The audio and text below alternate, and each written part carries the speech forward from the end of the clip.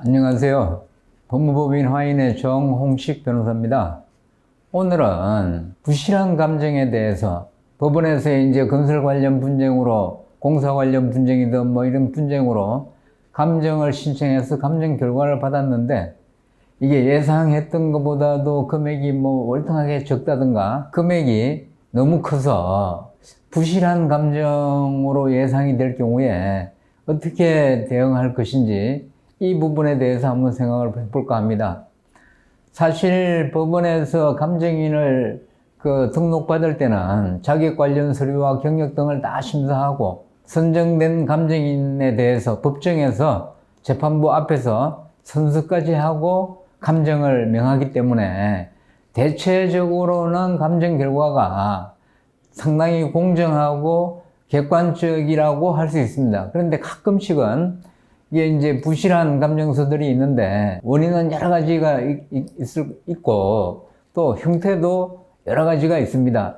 가령 하자 감정의 경우를 예로 든다면 이 결함 현황도를 제대로 갖춰서 제3자가 하시라도 이 구체적인 하자가 어디에 어떤 형태로 존재하는지 이걸 확인할 수 있는 이 결함 현황도가 갖춰져 있어야 되는데 이런 결함 현황도가 없다든가 또 각 공종별로 하자에 대한 하자 보습비를 산출할 때는 내역 작업이라 해서 수량이나 단가 이런 걸 다 적용해서 구체적인 금액이 산출이 돼야 되는데 뭐 수량이 너무 과다하다든가 아니면 시중 단가에 비해 너무 높다든가 너무 낮다든가 이렇게 좀 부실한 감정이 있을 경우 이거를 어떻게 대응해야 될 것인지 뭐 결론적으로 이렇게 간략하게 말씀드리면 보완 감정을 통해서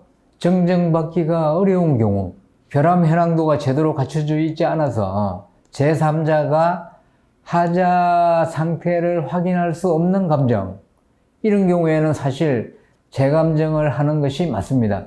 그리고 이렇게 수량이나 단가 이런 부분들에 대해서 좀 착오가 있을 경우에는 감정 보완 신청을 해서 보완을 받으면 됩니다. 미시공 같은 경우 이것이 철거 후 재시공이 맞는지 아니면 공사비 차액만 배상하더라도 큰 문제가 없는지 이런 부분들도 감정 보완을 통해서 보완을 하면 뭐 충분하다고 보여집니다. 결국 이렇게 공사든 건설 관련해서 분쟁이 발생돼서 감정까지 했을 경우 이 감정 결과가 정말 객관적이고 정당한지 이 부분에 대해서는 사실 일반인들은 그걸 아무리 분석을 하더라도 그걸 판단하기가 어렵고 전문가에게 의뢰해서 자문을 받는 것이 맞습니다. 그렇게 하는 것이 오히려 비용도 절감되고 제대로 이 손해를 줄일 수도 있고 또 정당한 배상을 받을 수도 있고 그렇습니다. 시중에는 뭐 전문가라고 자칭 전문가라고 하는 사람들이 많이 있습니다만은 좀 시스템을 갖추고 있는 이런 법인에다가 정당성 여부를 한번 자문을 받아서 이 방향을 결정하는 것이 손해를 줄일 수도 있고 또 제대로 된 배상을 받을 수도 있고 이 부분을 주의하시면 될 것 같습니다. 이상 법무부인 화인의 정홍식 변호사였습니다. 감사합니다.